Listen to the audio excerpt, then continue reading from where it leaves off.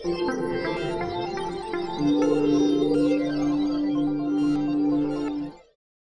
pastebėjom bendrai dirbdami su Google Insights, ypač ten darydami vieną projektą, kurį vėliau šiek tiek pristatysiu, tie grafikai laikui bėgant visiškai skirtingi būna tam pačiam raktiniam žodžiui.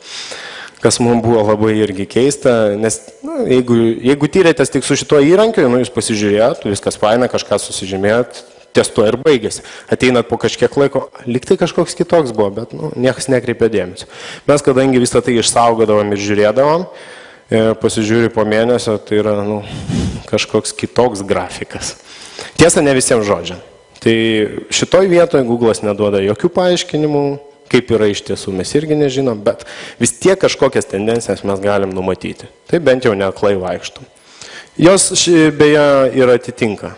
Jeigu žiūrint Google AdWords kampanijas, tam tikrų laikotarpių žymiai daugiau paieškų, vasaros laikotarpių mažiau, bet čia jau priklauso nuo jūsų prekių ir jūsų būtent tų poreikių, į ką jūs orientuojatės. Taip, toliau yra, kadangi mes jau atsakėme tos klausimus, kiek ieško ir ko ieško, tai yra kokie yra tie poreikiai ir netgi atsakėme į klausimą, kada ieško. Tolimesnis kitas klausimas buvo, kiek pasirinkimo variantų vartotojai turi. Kai jie turi tą poreikį, jie kažko ieško, jie kažką randa.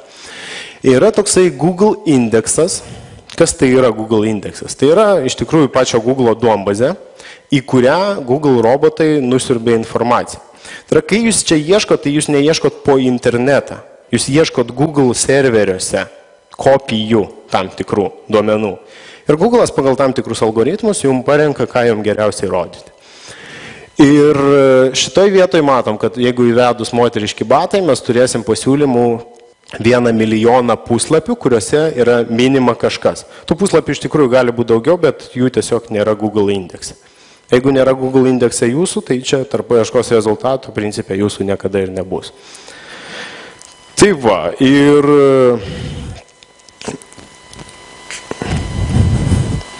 tai va, mes žinom, kiek tų pasirinkimų yra. Dabar kalbėkime apie realybę.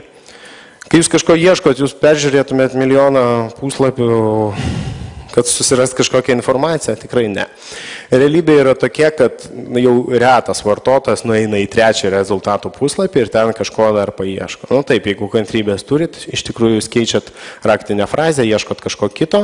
Paprasti vartotojai, šiandien kaip tik važiuodami čia apie tai ginčiamės, kad paprastam vartotojui niekaip nedaitų tą patį puslapį atsidaryti tam naujam tabe. Jisai tiesiog spaudžia ir užeina. Viskas. Vartotojas ten jau nuėjo ir visi kiti rezultatai jau niekam nebeįdomus. Galbūt jis grįž, bet ta tikimybė yra labai labai maža. Tai va, vartotojas iš tikrųjų realiai naudojasi maksimum tų 30 rezultatų. O jeigu realybė, tai paimkim top 10.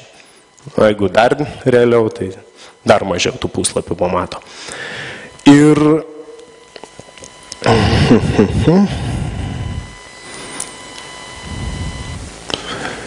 taip, iš tų top 10 mes galime įsiaiškinti 2 dalykus, kurie svarbus jums prieš einant ar jau turint verslą internete, nes šitos dalykus pastoviai reiktų sekti. Tai yra, kas yra jūsų partneriai ir konkurentai internete? Jeigu jūs esat žali, jūs turit kol kas tik tai idėją, kad mes eisim į internetą, nes ten yra labai daug vartotojų ir kai įsiaiškinat, kokie skaičiai, taip jie dideli, viskas faina. Sekantis dalykas sužinot, su kuo jūs susirungsit, nes kaip sakiau, internete yra vienas žaidėjas. Ir pasiėmė top 10 iš to pačio Google, pagal kelis tos pačios reikšmės raktažodžius, jūs tos 10 palyginkite. Tai yra, keli domenai visą laiką sutaps.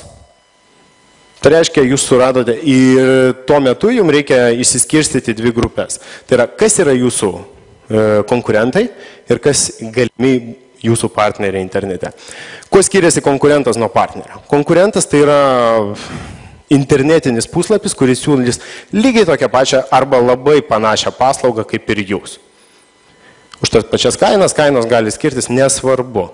Partneris yra tokia svetainė, tai yra bendro pobūdžio svetainė, informacinė svetainė, ten katalogai, įvairių galimybių yra, bet pasverti reikia taip. Partneris yra tas, kuris už tam tikrą pinigų sumą arba nemokamai gali įdėti reklamą apie jūs. Jūsų konkurentas niekada neįdės reklamos apie jūs. Tai va, taip išsiskirstė partnerius ir konkurentus. Iš tikrųjų, reikėtų sužinoti, ką tie jūsų konkurentai jau pasidarė internete, kiek jie yra investavę į internetą, kiek laiko jie jau internete ir kai pasidarot jūs tą statistiką, jūs jau žinote, kokių investicijų jums reikės. Jeigu jūs matote, kad jūsų galimybės, kaip aš anksčiau minėjau, kažkuri ten klaida yra nepasvertos galimybės, jeigu galimybės netokios, kokių reikia, tikrai neverta viso to daryti. Dabar pereisiu prie kito dalyko. Tyriant įvairias rinkas, priėjom prie tos išvados, kad ten duomenų kiekiai yra labai dideliai, susidaroma krūvas lentelių, daug skaičių, daug tų konkurentų, su jais reikia labai daug dirbti, kad išsiaiškinti visgi, mums reikia tik tai tokio paprasto, apsimoka ar neapsimoka eiti tam tikrą rinką. Jeigu apsimoka, tai yra su kuo mes kovosim. Jeigu mes žinom, su kuo kovosim, okei, pasiskaičiuojam, kiek tai mums kainuos ir panašiai. Čia gruodžio mėnesį gimė tokia idėja visus tos duomenys kažkaip tai gražiai susiskirsti, kad mums patiems būtų patogu dirbti. Ir padarė įrankį kaip e-rinka, jį pristačiau birželio mėnesį, tai va, po pusmečio, tai tapo realybė. Ir pagrindinis viso to tikslas mums buvo patiems, išsiaiškint, tarkim, skambina mums klientas ir sako, klausykit, mes einam į tą rinką, vat, mums reikia to ir to. Sakau, nu jo, pasidarysim tam tikrą tyrimą, mes jums pasakysim taip ar ne. Kiek tai kainuoja tiek? Oi, ne, ačiū, nereikia, aš žinau, kad taip. Nu, jis pabando, grįžta po pusmečio, aš jau išleidau 30 000, visgi ne. Buvo teisūs. Nu, sakau, galima buvo sutaupyti, kažką įsigyti, sužinoti ir panašiai. Tai vat, pamatę tą problemą, mes iš tikrųjų darėm savo visą tą dalyką, kad greitai atsakyti taip ar ne. Jeigu taip, pradedam dirbti, jeigu ne, negaištam laiko. Ir pasidarėm tą įrankį ir kaip pavyzdį paimsiu batų rinką tą pačią. Iš surinktų duomenų, ten mes iš karto prisijungę, pasirenkam rinką ir mes galim sužinoti, ar joje verta kažką veikti ar ne. Pagrindas viso šito tyrimo buvo parinktas irgi Google pateikiami duomenys. Tai yra, va čia yra bendras užklausų kiekis toje rinkoje, tai yra daug raktažodžių, visas užklausas susumuojam ir mes gaunam, kad maždaug va, toks kiekis rinkoje yra užklausų per mėnesį, vidurkis. Iš viso jie pasiekiami per 313 raktažodžių, nu, batų rinkoje. Per 18 mes galim pasiekti 75% rinkos. Tai va, tie skaičiai mums buvo labai svarbus pačioj pradžiai. Ir kai mes turim išsityrę dabar, nepamenu, 60 kažkiek tų rinkų, labai greitai galim laviruoti. Aišku, duomenys keičiasi, į tą jau atsižvelgiam, kad ateityje reiks daryti live sistemą, bet šiuo metu mums to pilnai užtenka. Taip, poreikio analizės planas. Kaip pradėti visą tą analizavimą? Tai yra, pradžiai sugalvokite raktažodžius, tai yra, kaip mes vadinam, brainstormingo raktažodžiai. Kaip jūs įsivaizduojat, kaip gali žmonės to ieškoti. Tada pasiemat Google Keyword Tools, jis jums pateiks papildomus susijusius raktažodžius. Jeigu jums to neužtenka, eikite į konkurentų svetainės ir žiūrėkite, ką jie naudoja per raktažodžius. Ten būna vienas kitas atrandamas, kuris yra, atitinka tą labai didelį poreikį. Kartais vis tiek net nesugalvojam, po pusmečio ateina tokia idėja, o kaip taip? Pasižiūrėjom, visgi tai pirmas poreikis iš visoje rinkoje. Tai va. Ir svarbu yra atrinkti, kas yra efektyvūs ir bendriniai raktažodžiai. Efektyvūs tai yra tie, per kurios atėję žmonės į jūsų svetainę, iškart kažką įsigyja. Jeigu jie tik atėjo, pabraidžia, nu jo, ten kažkokią bendrinę informaciją surado, tai realiai jūs turite žinoti savo tikslus, kiekvienas puslapis internete turi turėti tikslą. Jeigu jūsų tikslas suteikti informaciją, taip, jums reikia bendrinių raktažodžių ir kad per juos ateitų vartotojas. Jeigu jūsų tikslas yra parduoti, tai yra kažkoks prekės, nežinau, brandas, pavadinimas ar kažkas konkrečiai, jūs pagal tai irgi orientuojatės, kiek vartotojų galite prisitraukti. Ir konkurentų partnerių nustatymas, kaip jau minėjau, ir konkurentų įdirbio nustatymas. Žiūrėkite, ką jie pasidarė. Nes tai, ką jie pasidarė, internete yra toks dalykas. Jie jau susikūrė bazę.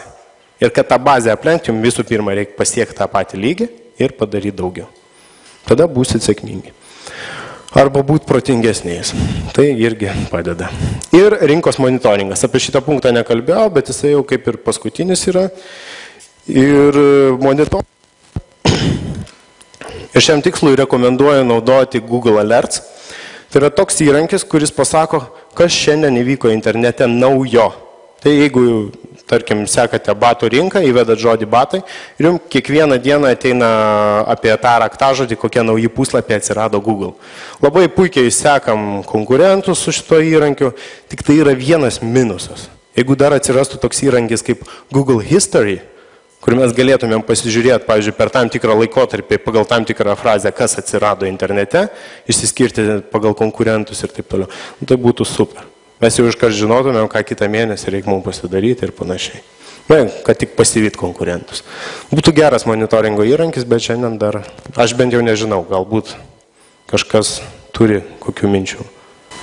Ar efektyvu ir kokiais būdais geriausia reklamuoti internetinį verslą ne internete. Tai kaip pradžio yra visi kiti kanalai, tai TV, radijas ir panašiai. Visų pirma, jūs turite sukurti tai tuose kanaluose poreikį, kad vartotojai susidomėtų.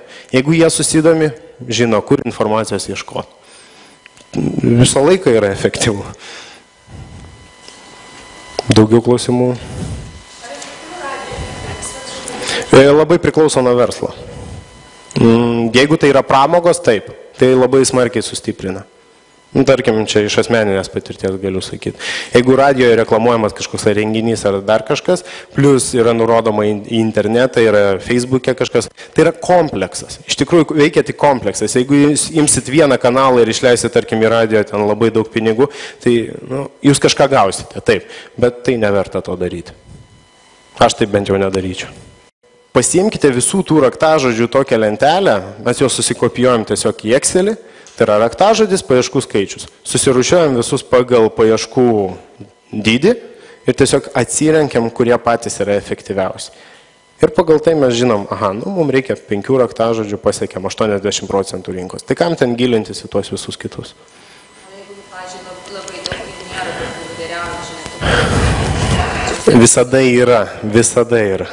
Nebuvo tokios rinkos, dar Lietuvoje kažkaip nemačiau, kad, ta prasme, nebūtų lyderiaujančių. Tam mes ir padarėm tą tokį tyrimąją rinką, nes mums patiems tai buvo įdomu. Tai.